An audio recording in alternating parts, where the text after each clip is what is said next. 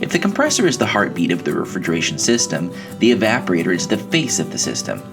When the average person thinks about refrigeration, they immediately connect it to the cold space where the heat is being removed by an evaporator. Consider a walk-in cooler at a supermarket. The only component visible to every grocery shopper is the evaporator. Simply put, the function of an evaporator within a refrigeration system is to absorb heat for the purpose of lowering the temperature of a substance being cooled. Often the substance being cooled is air or a fluid such as water or glycol solution. High-pressure liquid refrigerant is supplied to an evaporator through an expansion device, which lowers the temperature and pressure of the refrigerant as it enters the evaporator. Because the refrigerant is saturated as heat is transferred into it, the refrigerant begins to boil or evaporate, which occurs at a constant temperature. Because this heat causes a change of state, it is referred to as latent heat.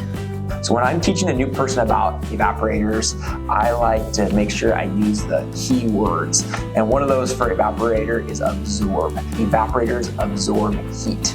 Okay, evaporators don't create cold. Okay, they don't make ice. Although that might be the outcome, that might be what people will notice, but that would be the wrong way to think about it. Evaporators are a heat exchanger that absorb or receive heat.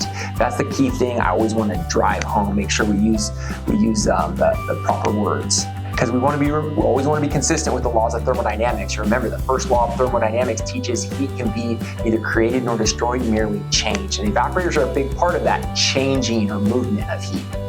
Ideally, the refrigeration heat load will match the evaporator capacity, which will result in a saturated vapor exiting the evaporator. However, if the heat load is greater than the evaporator capacity, it is possible for all of the liquid to boil inside the evaporator.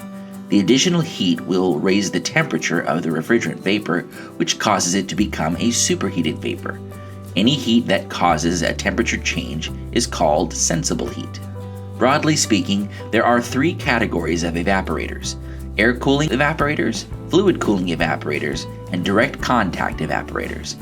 As the name suggests, air cooling evaporators are used to lower the temperature of air, and fluid cooling evaporators do the same to a liquid. Direct contact evaporators are less common and are designed for direct cooling of a solid substance.